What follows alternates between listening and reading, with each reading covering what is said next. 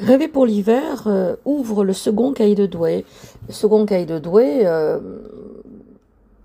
concerne une majorité de sonnets, en sachant que c'est par rapport au premier cahier un ajout minoritaire du point de vue du nombre de poèmes.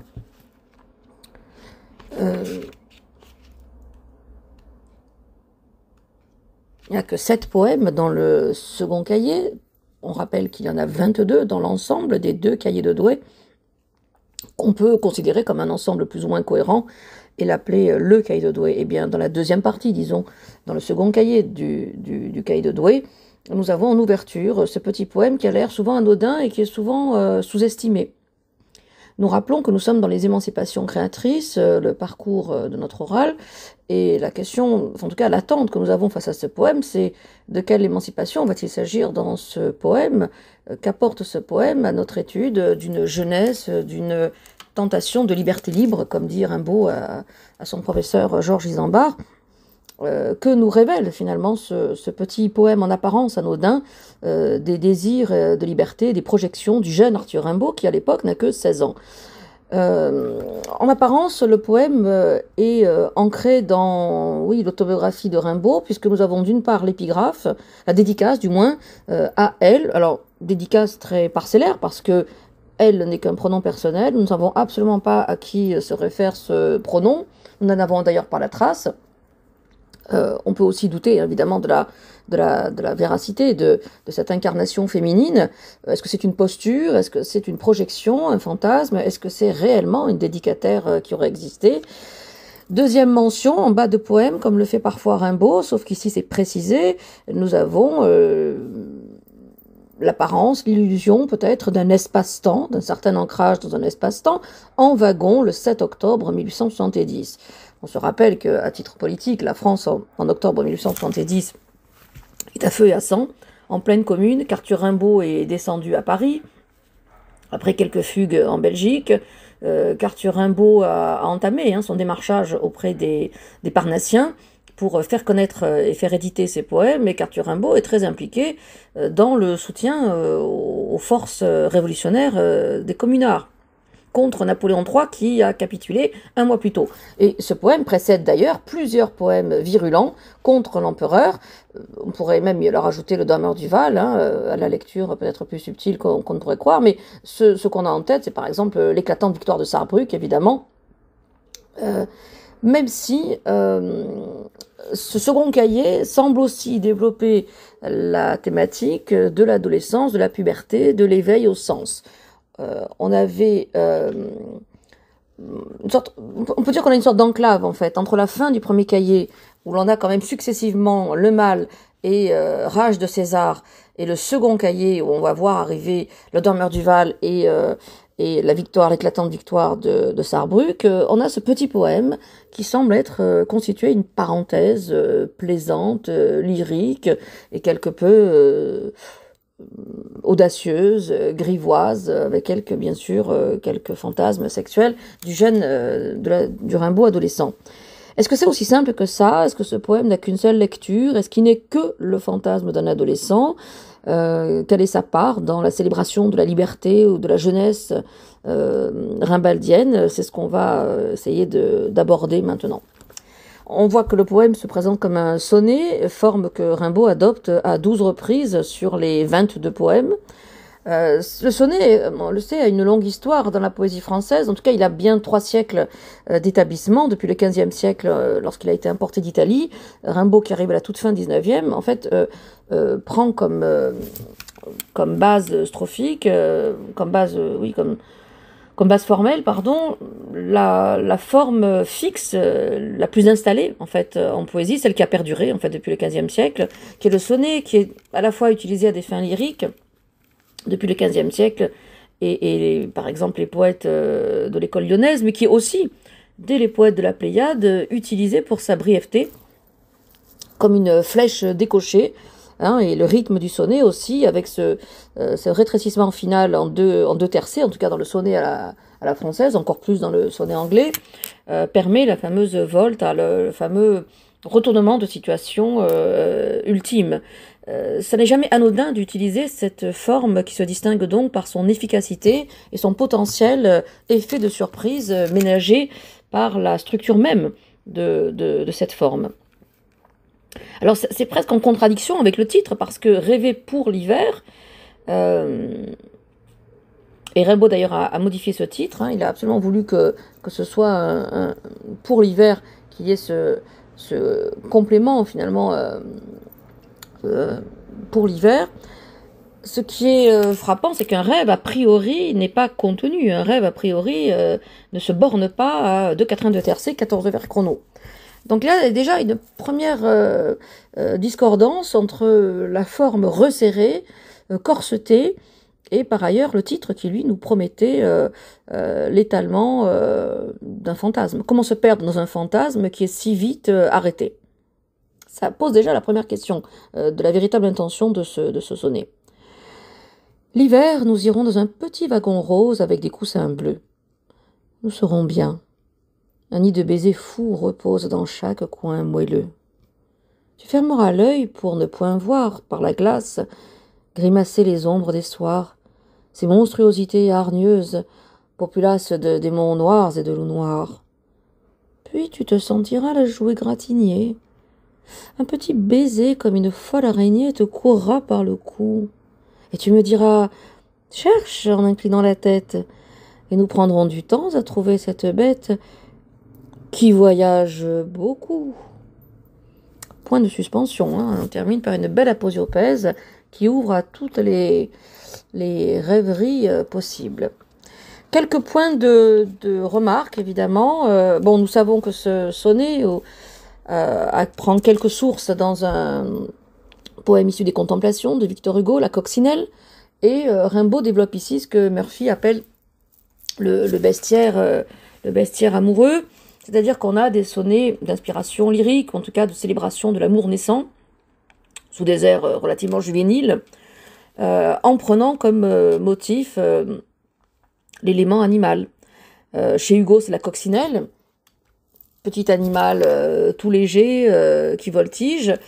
Alors, chez Rimbaud, déjà, c'est un peu évidemment différent, ça nous questionne. Ça n'est pas du tout une coccinelle, ça n'est pas un animal attractif, c'est un animal plutôt mal aimé des bestiaires. Alors, là aussi, c'est un deuxième point curieux. Pour célébrer l'amour naissant, un animal qui, d'ordinaire, rebute, qui est connu, l'arachnide, hein, l'araignée n'est pas tout à fait engageante comme image, et le nid, par exemple, qui peut, oui, renvoyer à un nid d'insectes.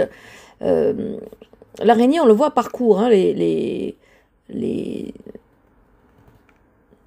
tercets, parce que la folle araignée devient ensuite cette bête. Bon, cet animal n'est clairement pas valorisé, il est renvoyé même à des caractéristiques dissuasives, comme la folie, qui rappelle évidemment le nid de baiser fou. Et c'est grâce à la folie finalement que se tend l'arc analogique entre le premier quatrain, les baisers fous, et la folle araignée au premier tercet. Au fond, ce qui fait la cohérence de tout le sonnet, c'est la folie. Et qu'est-ce que la folie, si ce n'est une projection? Quand on pense que l'expression populaire qui existait à l'époque, avoir une araignée au plafond, nous renvoie encore à la déraison. Deuxième animal qui apparaît, c'est le loup. Et toute l'obscurité, alors peut-être le loup des contes, bien sûr, des contes de Perrault par exemple, que Rimbaud a lu, les loups sont quasiment au centre, hein, du poème, au vers 8, les démons noirs et les loups noirs, et surtout ils sont le point de support de la répétition dans un même vers de démons noirs et de loups noirs, de l'adjectif, de la mention évidemment noir, qui là aussi est très connoté bien sûr. C'est la deuxième chose qui peut nous interroger. Est-ce qu'il s'agit du loup en tant que projection, en tant que rappel des contes pour enfants? Enfin, là aussi, il faudrait discuter, parce que chez Perrault, les contes sont-ils vraiment pour les enfants? Ça se discute évidemment, en tout cas dans la lecture rapide qu'on peut en avoir, on pense aux contes pour enfants. Est-ce que ça ancre le poème dans un souvenir juvénile qui imite le style des lectures enfantines et adolescentes? Ou est-ce qu'au contraire, il s'agit surtout d'insister sur la connotation négative, terrifiante de ce loup? Quand on sait aussi que l'expression, la locution française « voir le loup » renvoie évidemment au fait d'avoir sa première relation sexuelle. Il y a plusieurs choses là qui sont donc difficilement interprétables, ou plutôt ambivalentes. est-ce que c'est un refuge dans l'enfance ou est-ce qu'au contraire, il y a là l'éveil, l'évocation d'une image qui peut être terrifiante? On peut se poser aussi la question. Troisième point, alors ça c'est Steve Murphy qui l'a beaucoup étudié, c'est où se trouve vraiment ce wagon, plutôt où se trouve le locuteur dans ce wagon. Et alors oui, Rimbaud, lui, nous indique qu'il est en wagon, mais lequel, où, de quel point de vue? Alors on a quelques indices sur ce wagon, on voit qu'il y a des glaces, on n'y voit pas grand-chose parce que le train roule et que manifestement c'est le soir, mais le petit wagon rose, c'est un peu avec les coussins bleus. On sait qu'à l'époque, les wagons avec les coussins sont les voitures de première classe.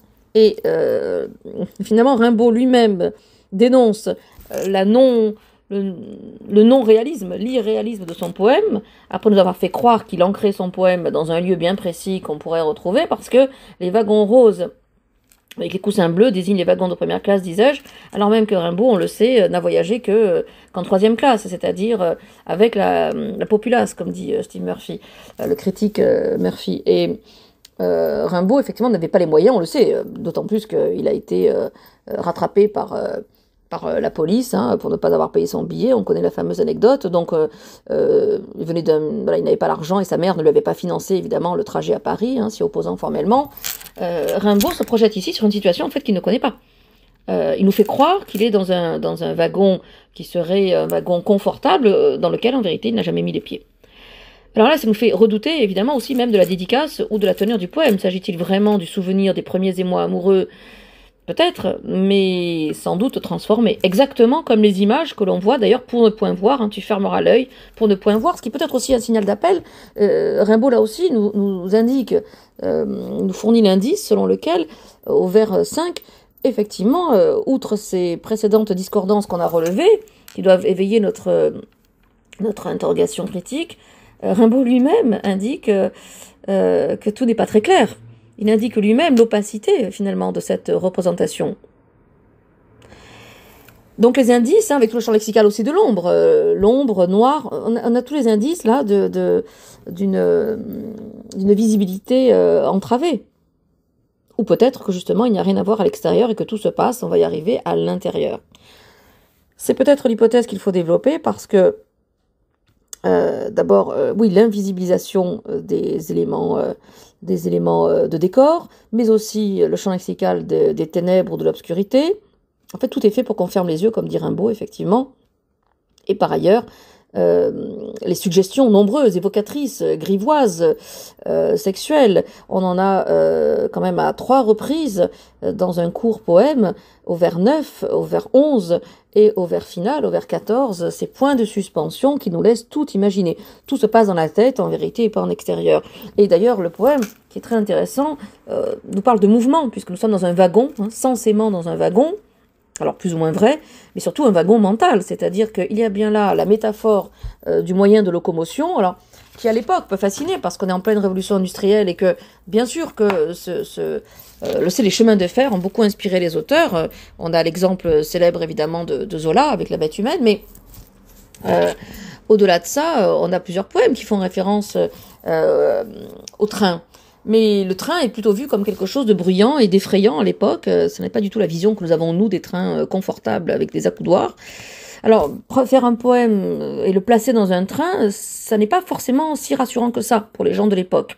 Mais surtout, ça veut peut-être dire que ce n'est pas donc au sens réaliste, mais au sens peut-être métaphorique, qu'il faut prendre le train comme un voyage dans l'imaginaire, un imaginaire adolescent qui se projette, mais surtout qui ose évidemment mettre en scène l'amour naissant, un amour très sensuel, on le voit bien, puisque le corps ici de la jeune fille, on voit bien qu'on passe de l'œil à la joue, au cou, et petit à petit on descend dans le corps, le mouvement est descendant, très suggestif, donc on va évidemment vers les zones les plus érogènes.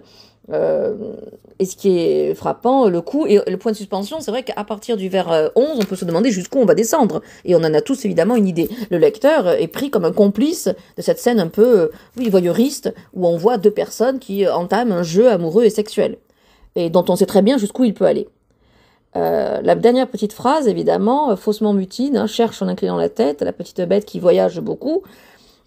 C'est là que Rimbaud établit finalement, là aussi, une analogie entre les personnages censés voyager dans un wagon, on l'a dit, grâce à la mention finale, mais aussi la petite bête qui voyage, donc en fait la main probablement, évidemment, ou la bouche du personnage masculin sur le personnage féminin, mais aussi l'imaginaire qui court, qui galope, mais aussi peut-être le lecteur qui se déplace et qui comprend très bien qu'il ne s'agit pas, qui se déplace du sens premier littéral et d'une prise en compte d'éléments, d'indices qui se voudraient réalistes, à petit l'élaboration d'une signification qui, elle, est beaucoup plus métaphorique, fantasmée, où on se rend compte qu'en fait, Rimbaud, évidemment, veut surtout célébrer l'imaginaire, un imaginaire poétique.